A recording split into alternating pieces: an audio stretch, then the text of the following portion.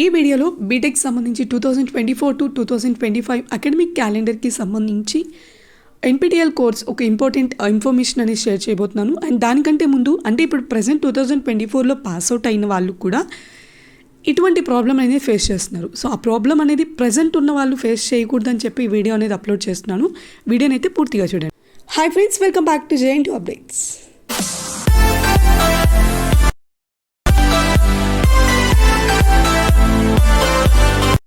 NPTEL ఇది R20 regulation నుంచి మనకి యూనివర్సిటీ తీసుకురావడం జరిగింది.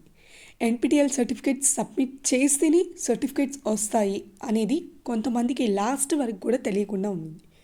ప్రెసెంట్ 2024లో క్లియర్ అయిన వాళ్ళ పరిస్థితి కూడా సేమ్. సబ్జెక్టులు సప్లీలు లేకుండా ఉన్నా కూడా ఈ ఎన్పిటిఎల్ సర్టిఫికేట్ లేక వీళ్ళు ఇంకా సర్టిఫికేట్స్కి అప్లై చేయలేదు.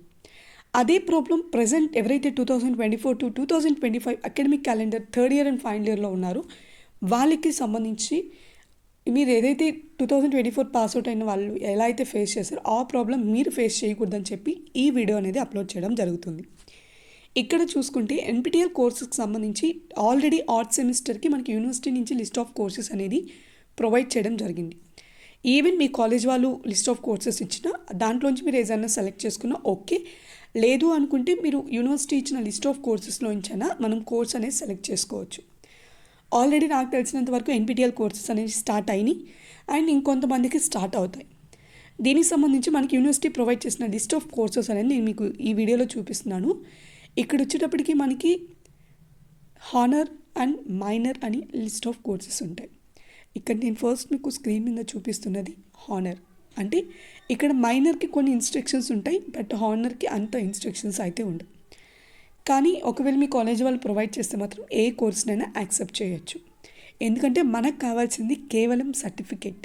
బట్ ఇక్కడ మీకు చూపిస్తున్నవి లిస్ట్ ఆఫ్ కోర్సెస్ మాత్రం యూనివర్సిటీ ఇచ్చిన లిస్ట్ ఆఫ్ కోర్సెస్ నేను మీకు స్క్రీన్ మీద చూపిస్తున్నాను. ఇక్కడ ప్రతి బ్రాంచ్ యూనివర్సిటీ ఇచ్చిన లిస్ట్ ఆఫ్ కోర్సెస్లో ఏ బ్రాంచ్ అయినా సరే మీరు అక్కడ వాళ్ళు ప్రొవైడ్ చేసిన కోర్సెస్లో మీరు సెలెక్ట్ చేసుకోవచ్చు. అండ్ ఇక్కడ వచ్చేటప్పటికి మనకి ఏదైతే కోర్స్ ఉందో ఆ కోర్సుని మనం ఈ ఎన్పిటిఎల్ కోర్స్ అనేది ఎందుకు తీసుకుంటాము అంటే ఓపెన్ ఎలెక్టివ్స్ కింద ఉన్న సబ్జెక్ట్స్ని క్రెడిట్ ట్రాన్స్ఫర్ చేసుకోవడానికి తీసుకుంటాం. ఇక్కడ ఈ కోర్సెస్ తర్వాత కొన్ని ఇన్స్ట్రక్షన్స్ కూడా ఇవ్వడం జరిగింది. ఈ ఎన్పిటిఎల్ కోర్స్ అనేది కంపల్సరీ ప్రతి స్టూడెంట్ చేయాల్సిందే.